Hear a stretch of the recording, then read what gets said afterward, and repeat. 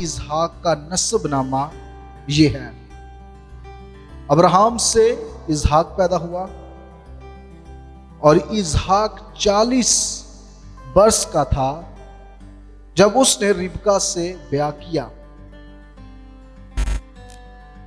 जो फिदान अराम के बशिंदा बतुएल अरामी की बेटी और लाबन अरामी की बहन थी। और इसहाक ने अपनी बीवी के लिए खुदावंद से दुआ की क्योंकि वो बांझ थी, और खुदावंद ने उसकी दुआ कबूल की और उसकी बीवी रुबैका हामिला हुई और उसके पेट में 2 लड़के आपस में मज़ाहमत करने लगे। तब उसने कहा, अगर ऐसा ही है तो मैं जीती क्यों हूं? और वो खुदावंद से पूछने लगी। खुदावंद ने उससे कहा, 2 कौमें तेरे पेट में हैं और 2 कबीले तेरे बदन से निकलते ही अलग अलग हो जाएंगे, और एक कबीला दूसरे कबीला से जोरावर होगा और बड़ा छोटे की खिदमत करेगा।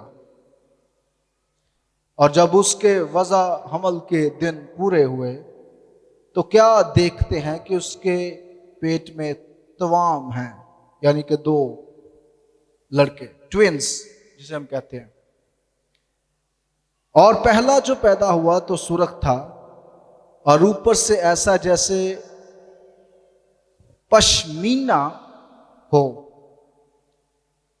और उन्होंने उसका नाम यीशु रखा। उसके बाद उसका भाई पैदा हुआ और उसका हाथ यीशु की एड़ी को पकड़े हुए था, और उसका नाम यकूब रखा गया। जब वो रबैका से पैदा हुए तो इसहाक 60 वर्ष का था। अब एक छोटा सा सवाल कि आपने इसको गौर से सुना है कि नहीं? इसहाक की शादी जब वो कितने वर्ष का था हुई?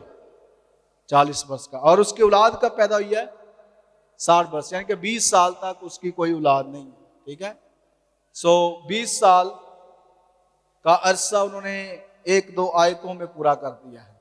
ठीक है, 20 साल की परेशानी, 20 साल की ये जो मुश्किल इस खानदान ने उठाई है, इसके बाद खुदा ने इन्हें ब्लेस किया है।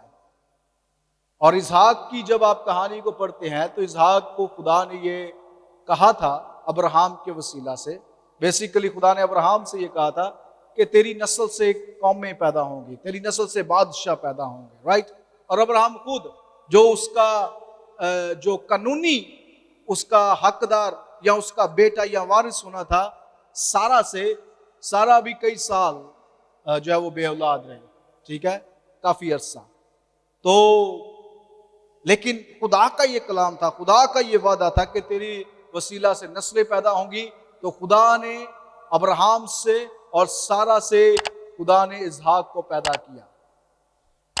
खुदा ने अपने कलाम को पूरा करने के लिए इसहाक को दिया, लेकिन अब इसहाक के वसीला से जो आगे औलाद पैदा होनी थी तो आगे नस्लें चलनी थी। 20 साल ये भी बड़ी मुश्किल का शिकार रहे हैं, बड़ी परेशानी का शिकार रहे हैं।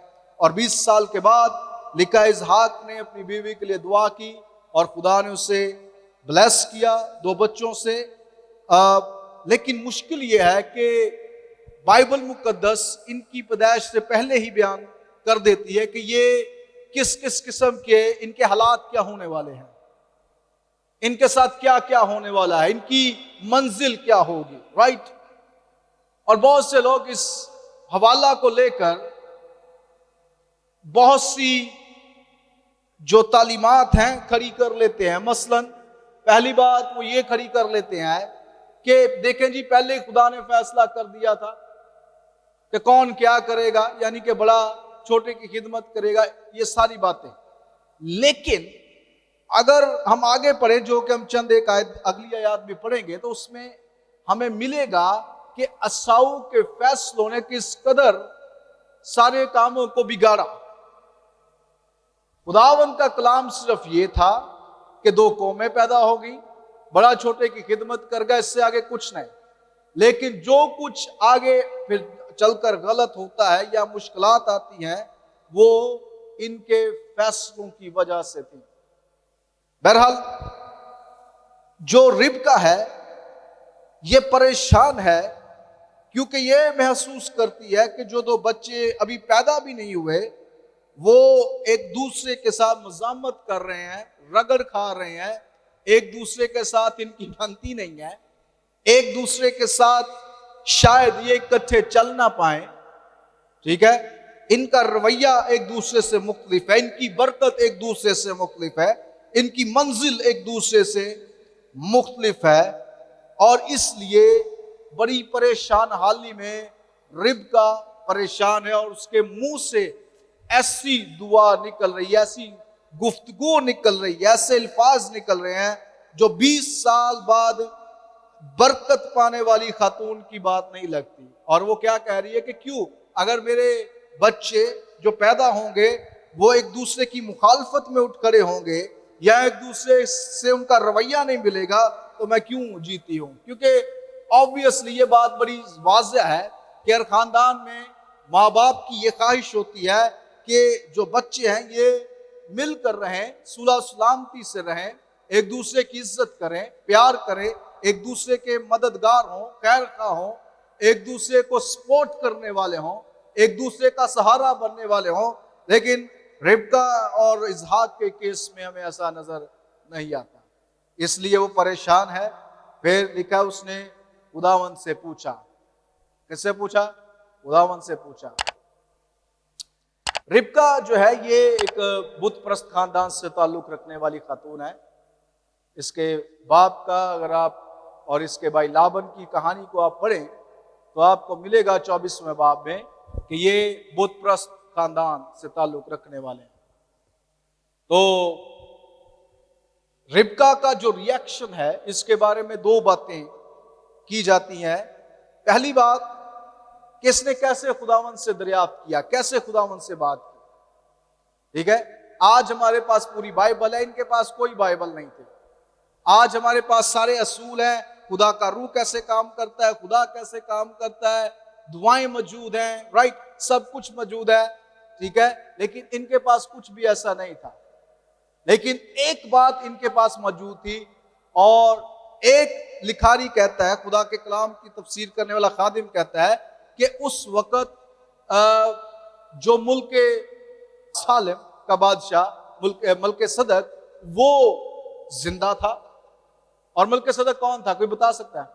یہ وہ بادشاہ تھا، یہ وہ کاہن تھا جس کو ابراہیم نے اپنی دائی عقید دی تھی، ٹھیک ہے۔ سو ابراہیم نے اپنا 10واں حصہ جو ہے وہ اس خادم کو دیا تھا۔ تو یہ خیال کیا جاتا ہے کہ یہ موجود تھا، یہ زندہ تھا، بزرگ تھا، تو اس کے وسیلہ سے ربیکا کو خدا نے جواب دیا کہ یہ بچے کیوں آپس میں اس طرح سے ہیں، کیونکہ یہ دو قومیں ہیں۔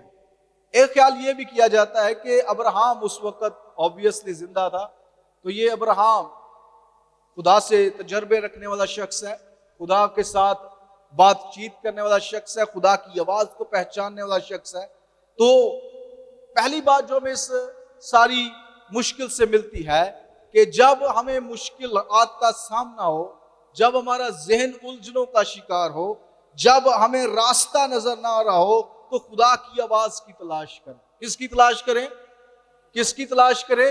ربیکا نے بڑی عقل مندانہ طور پر حکمت کا مظاہرہ کرتے ہوئے، بلکہ ربیکا کے نام کا مطلب ہی بڑا حیران کن ہے، اس کا مطلب ہے چلاک، ہوشیار، ایسی خاتون جو گھر کو بنانے والی ہے، ایسی خاتون جو عقل مند ہے، سنوارنے والی ہے۔ سو اس نے خدا سے دریافت کیا، اس نے خدا سے پوچھا، اور خدا سے پوچھنے کا ذریعہ کیا ہے کہ یہ اس وقت کے پریسٹ کے پاس یا خادم کے پاس پہنچی ہے، اور اس نے اسے اپنی ساری مشکل بتائی ہے، اور پھر اس نے اس کے لیے دعا کی ہوگی، اور obviously جو کچھ اس کے ساتھ ہو رہا تھا اس کا روحانی مطلب اسے سمجھا دیا کہ یہ اس لیے ہے کہ دو قومیں تیرے پیٹ میں ہے اور کیا ہوں گی، یہ وطن تیرے سے نکلتے ہی الگ الگ ہو جائیں گی اور ایک قبیلہ دوسرے سے زوراور ہوگا، اور پھر ساتھ میں یہ بھی بتا دیا کہ جو چھوٹا ہے وہ جو ہے بڑے پر حاکم ہوگا، یا بڑا جو ہے وہ چھوٹے کی خدمت کرے گا۔ اور میرا خیال ہے خدمت کرنے میں یا بڑا ہو یا چھوٹا ہونے میں کوئی بری بات نہیں ہے۔ اگر خدا نے کسی کو اس طریقے سے بلیس کیا ہے تو وہ اسی طریقے سے اگر چلے گا تو اس کی سرفرازی اسی میں ہے، ٹھیک ہے۔ کسی بھی شخص کے بڑے پن یا چھوٹے پن کی جو سرفرازی ہے، اس کی جو برکت ہے، وہ اسی بات میں ہے کہ جس جگہ پر خدا نے ہمیں رکھا ہے، مقرر کیا ہے، ہم اس میں چلنا سیکھیں، آمین۔ لیکن اساؤ کی زندگی سے 3 باتیں میں آج آپ کے سامنے رکھنا چاہتا ہوں۔ اگلے سنڈے پھر ہم اس پر ضرور اور اسحاق کی جو برکت ہے اس پہ بات کریں گے۔ اگر آپ 27ویں آیت کو پڑھیں، اور لکھا ہے، اور وہ لڑکے بڑے اور اسو شکار میں ماہر ہو گیا اور جنگل میں رہنے لگا، یعنی کہ گھر سے الگ ہو گیا، رائٹ۔ گھر کے اندر کیا چل رہا ہے اسے کوئی فکر نہیں۔ آج بہت سے لوگ ایسے ہیں جو کام پر ہی رہنا چاہتے ہیں، رائٹ، انہیں گھر کی بھی کوئی اتنی فکر نہیں ہے اور وہ کام پر یا باہر رہنا چاہتے ہیں۔ تو یہ عیساؤ کی طرح کی حالت ہمیں نظر آتی ہے۔ عیساؤ جو اسے پسند ہے وہ اس نے سیکھا ہے اور جنگلوں میں چلا گیا اور رہنے لگا ہے۔ اور یعقوب دوسری طرف کیا کرتا ہے، سادہ مزاج ڈیرا میں رہنے والا آدمی تھا، اور اسحاق اساؤ کو پیار کرتا تھا کیونکہ وہ اس کے لیے کیا کرتا ہے، شکار کا گوشت لاتا ہے، اور ربیکہ یعقوب کو پیار کرتی ہے۔ اسحاق کی محبت، اسحاق کا دل اساؤ کی طرف ہے، ربیکہ کی محبت اس شخص کی طرف ہے جو گھر میں رہتا ہے۔ دونوں کی وجہ بتا دی گئی ہے، کیوں کون کس سے پیار کرتا ہے۔ اسحاق اس لیے اساؤ سے پیار کرتا ہے کیونکہ وہ اس کا پسند کا گوشت لے کر آتا ہے، رائٹ۔ ربکہ یعقوب سے اس لیے محبت کرتی ہے کیونکہ وہ گھر رہتا ہے، ممکن ہے وہ گھر کے برتن وغیرہ بھی مانجتا ہو، رائٹ، گھر کا جو صاف صفائی بھی کرتا ہو، ہر طرح سے اپنی ماں کا ہاتھ بٹاتا ہو۔ تو بلا کسی میں سمجھتا ہوں کہ فرق کے یہ ہمیں بات سمجھ میں آ جاتی ہے کہ کون کس سے کیوں پیار کر رہا ہے، رائٹ۔ لیکن آگے سنیے، اور یعقوب نے دال پکائی اور اسو جنگل سے آیا اور بے دم ہو رہا تھا، اور اسو نے یعقوب سے کہا کہ یہ جو لال لال ہے مجھے کھلا دے، کیونکہ میں بے دم ہو رہا ہوں۔ اسی لیے اس کا نام ادوم بھی ہو گیا۔ تب یعقوب نے کہا، یعقوب کی اب آفر چیک کیجئے، تب یعقوب نے کہا تو آج اپنا پہلوٹے کا حق میرے ہاتھ بیچ دے۔ ویری ڈینجرس، بہت خطرناک اپیل ہے، اور ابھی میں بتاؤں گا کہ یہ کیوں خطرناک تھی۔ اساؤ نے کہا دیکھ میں تو مرا جاتا ہوں، پہلوٹے کا حق میرے کس کام آئے گا۔ پھر سے سنیے، اساؤ نے کہا دیکھ میں تو مرا جاتا ہوں، پہلوٹے کا حق میرے کس کام آئے گا۔ تب یعقوب نے کہا آج ہی مجھ سے قسم کھا۔ اس نے اس سے قسم کھائی اور اس نے اپنا پہلوٹے کا حق یعقوب کے ہاتھ بیچ دیا۔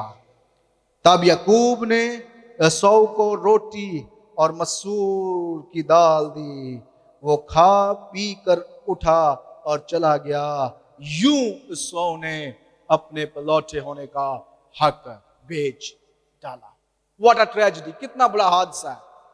یہ حادثہ کیوں ہے؟ نمبر 1، یہ اس لیے حادثہ ہے کہ اساؤ نے وہ برکت جو خدا نے اسے پہلوٹا ہونے کی دی ہے اسے بیچ ڈالا ہے۔ سمپل بات۔ آج میرا آپ سے سوال ہے، میرا مجھ سے بھی یہ سوال ہے، ہم کیا بیچ رہے ہیں اپنے کھانے پینے کے لیے؟ ہم کن چیزوں کو سمجھ رہے ہیں کہ اے کر ہی لیں، یہ غلطی کر ہی لیں، یہ برا کام کر ہی لیں، یہ باتیں کر ہی لیں، اگر زندہ رہیں گے تو سب کچھ ہے۔ کچھ لوگوں کا ڈائلوگ ہوتا ہے جان ہے تو جہان ہے، رائٹ؟ لیکن خدا کے کاموں میں ایسا نہیں چلتا۔ خدا اپنے لوگوں کو حالات کی جو فرنس ہے، حالات کا تنور ہے، حالات کی جو بٹی ہے، ان میں پھینکتا ہے اور ان میں سے الائشے نکالتا ہے۔ ملاوٹ جو ان میں موجود ہوتی ہے، دنیا داری کی جو باتیں موجود ہوتی ہیں، انہیں نکالتا ہے۔ لیکن بہت دفعہ ہم اس 100 کی طرح کمپرومائز کر بیٹھتے ہیں، سمجھوتا کر بیٹھتے ہیں دنیا کے کاموں سے، دنیا کی باتوں سے، ابلیس کی راہوں پر چل نکلتے ہیں اور وہی کرتے ہیں جو دنیا دار لوگ کر رہے ہیں۔ اس لیے ہم خدا کی ان برکتوں سے محروم رہ جاتے ہیں یا ان کا مذاق اڑاتے ہیں جو خدا نے ہمیں دی ہوتی ہیں۔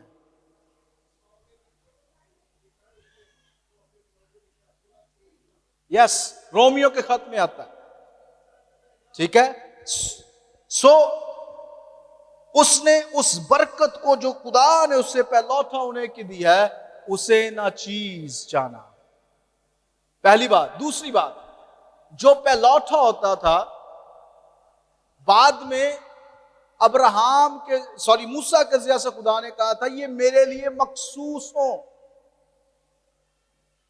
اگرچہ غور سے سنیے گا یہ بات، اگر ہم موسیٰ کو جو خدا نے حکم دیا اس کو مد نظر رکھیں، اور وہ کیا ہے کہ جو گھر میں پہلوٹا ہو وہ میرے لیے مخصوص ہو، اگر ہم اس بات کو مد نظر رکھیں تو اگرچہ یہ کلام ہو گیا، اگرچہ یہ کہہ بھی دیا گیا کہ بڑا چھوٹے کی خدمت کرے گا، میں یہ سمجھتا ہوں کہ اگر عیساؤ اپنے اس برکت کو، اپنے اس ڈیوائن رائٹ کو جو خدا نے اسے بلیس کیا تھا، بڑا ہونے کا درجہ دیا تھا، اگر اس کو حقیر نہ جانتا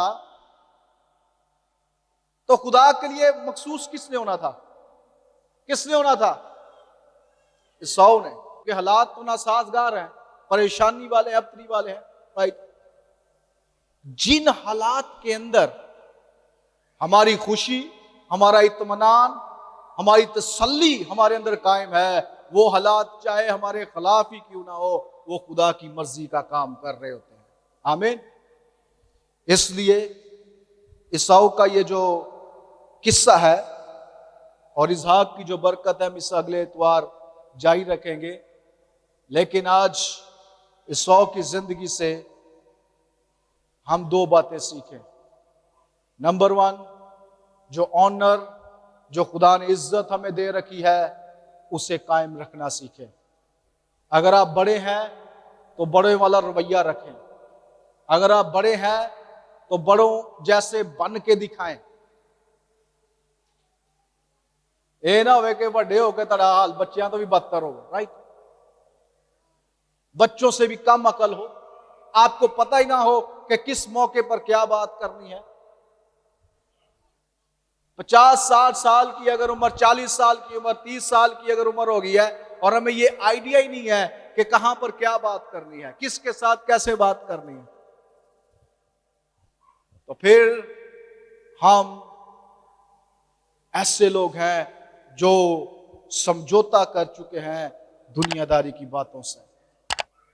اور عیساؤ آج چیخ چیخ کر دیکھ رہا ہوگا اور وہ کہہ رہا ہوگا ریزورکشن کے لوگوں، تم میری طرح خدا کی کسی برکت کو حقیر نہ جاننا۔ اس نے خدا کی برکت کو حقیر جانا، خدا نے پھر اسے بھی اپنے پلان سے آؤٹ کر دیا۔ کہیں پر ایسا نہیں لکھا کہ عیساؤ سے خدا کو نفرت تھی۔ پیدائش کی کہانی کو پڑھے، خدا نے تو اسے بھی قوم ہونے کا درجہ دیا، خدا نے تو اسے بھی قبیلہ ہونے کا درجہ دیا، لیکن اس کے غلط فیصلوں نے اس کی جو برکات ہو سکتی تھی، جو چیزیں اس کے حق میں آ سکتی تھے، ان کو اس سے دور کر دیا۔ دوسری بات جو عیسائی کی زندگی سے آج ہم سیکھ رہے ہیں وہ یہ ہے کہ غیر قوموں میں اس نے شادیاں کر لی. اس سے مراد یہ ہے، یہ نہیں ہے کہ غیر قوموں میں تو ہم سوچ سکتے ہیں میں کری غیر قوم سے کوئی شادی کی ہے. تو غیر قوم شادی سے مراد یہاں پر یہ ہے کہ ہم ایسے کاموں میں انگیج نہ ہو، ایسے کاموں میں نہ مل جل جائیں جو خدا کے کام کو خراب کرتی ہیں چیزیں. ایسے لوگوں سے کنارہ کریں، ان کے لیے دعا کریں کہ خداوند یہ شخص کی یہ کمزوری ہے، اس سے نجات دلا، اس پر غلبہ پانے کا فضل دیں. لیکن ان کے ساتھ ملیں نہ. اس لیے کلام کہتا ہے ہم دنیا میں تو ہیں لیکن دنیا کے ہیں نہیں. ہمیں خدا نے دنیا میں اس لیے رکھا ہے تاکہ ہم دنیا کے لیے گواہی ہو سکیں، مسیح کی گواہی.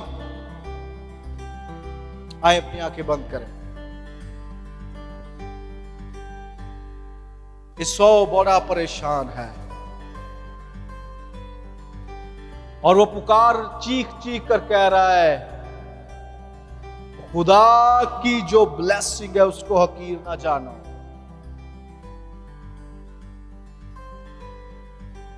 پہلوٹے ہونے کا مطلب یہ ہے وہ خدا کے لیے مخصوص ہوتا. پلوٹے ہونے کا مطلب یہ ہے وہ اپنے خاندان